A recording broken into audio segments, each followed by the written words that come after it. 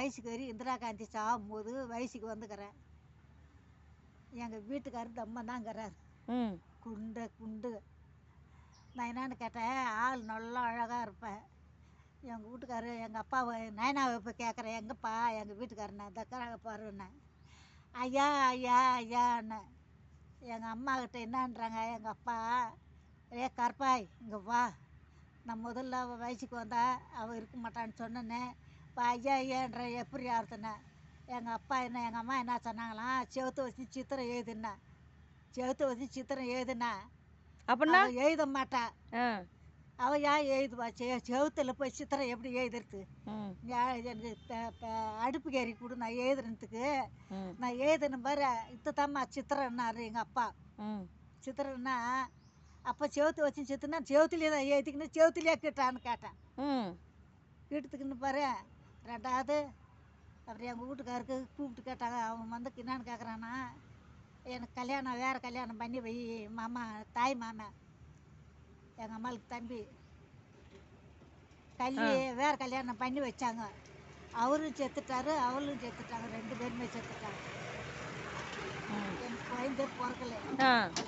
எங்கள் மாடு பஞ்சு கருப்பு பைய எடுத்துட்டாங்க. அக்கா தங்கச்சிக்கு அண்ணன் தம்பி கட்டி போனோம். அவங்களுக்கு 5 பையன் 1 பொண்ணு. 5ல் 2 நான் இட்டுக்கினேன் என் சொத்துக்காக. 3 அவங்களுக்கு விட்டுட்டேன். இப்போ என் பிள்ளை செத்து போச்சு.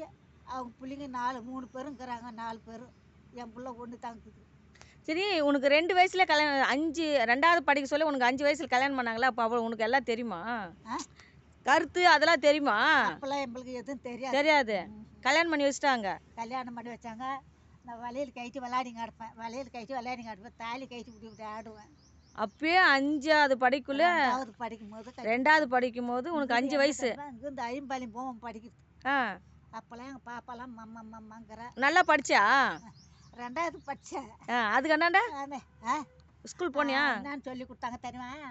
பாஞ்சால குடும்பம், குடும்ப நிலைமை, நாட்டு வலிமைன்னு அப்போதான் சொல்லி, அதுதான் அப்போதைக்கு சொல்லி கொடுத்தாங்க. எங்கள் ஐயா என்னன்னு கேட்பாங்க, என்னம்மா சொல்லி கொடுத்தாங்க? இத்தான் சொல்லி கொடுத்தாங்கன்னு அத்தையை சொல்லணும் வர பட்டு பட்டுன்னு அடிப்பாங்க. அத்தையவே சொல்லி கொடுறாங்க உனக்கு. ஆமாம், சின்ன பிள்ளைங்க அதைத்தான் சொல்லி கொடுப்பாங்க சொல்லி. அந்த காலத்தில் என்ன படிப்பு பார்த்தியா? போய் உங்கள் வீட்டுக்காரட்டு காட்டுறியா? இல்லை, அந்த காலத்தில் என்ன படிப்பு பாரு, இந்த காலத்து படிப்பை பாரு, அந்த காலத்து படிப்பை பாரு. எங்கள் அத்தை 5வது படித்தாங்க, அவங்களுக்கு டீச்சர் வேலை வந்துச்சு. 6வது படித்தாங்க, வாஜார் வேலை வந்துச்சு. எங்கள் சித்தப்பா வந்து 8வது படித்தாங்க, அவங்களுக்கு கலிக்கட்டு வேலைக்கு வந்துச்சு. 7 படிப்பு படித்தாலும் இது மிலிட்ரிக்கு போனார். அப்போல்லாம் அந்த படிப்பு வேற. என்ன படித்தாலும் நம்ம வீட்டில் தான் உக்காந்துக்கிறோம் இப்போதைக்கு. ஆமாம், இப்போ பரவாயில்ல. இப்போ படித்தேன். எங்கள் அப்பா படிச்சுட்டு இருக்கிறாரா? அப்பா அவர் படித்தார். அவர் எத்தினாதா? அவரை 4வது படிச்சுட்டு நாச்சம்பா போட்டார். கீரார் தானே? கீராரா? செத்து 10 வருஷம் ஆகுது. செத்து போச்சு. எங்கள் அம்மா 85 செத்தாங்க. கேட்குறேன்னு நினச்சேங்க. உங்கள் வீட்டுக்காரு? எங்கள் வீட்டுக்காரர் செத்துட்டாரு. எதுவும் செய்யலை. ஓஹோ. 85ல் வந்து ஆயம்மா வேலையில் ஜாயின் ஆகினேன். நீயா? சரி தானே, விட்டுட்டியா? ரிட்டையர் ஆகி வீட்டுக்கு வந்துட்டேனே. டோயப்பா. ரிட்டையர் ஆகி வாங்கிட்டேன் 35,000. நீ 2வது படிச்சதுக்கு உனக்கு ஆயாம்மா வேலை கிடச்சிச்சா? Super super. படிச்சுட்டு வேலை போய் செஞ்சுட்டு ரிட்டையர் ஆகணும். 35,000 கொடுத்தாங்க. 5,000 பிடிச்சின்னு 30,000 வாங்கினா 3 பொண்ணு நெக்லஸ் எடுத்தேன். அவ்வளோதான் முடிஞ்சிச்சு. அதுதான் முடிஞ்சிச்சு.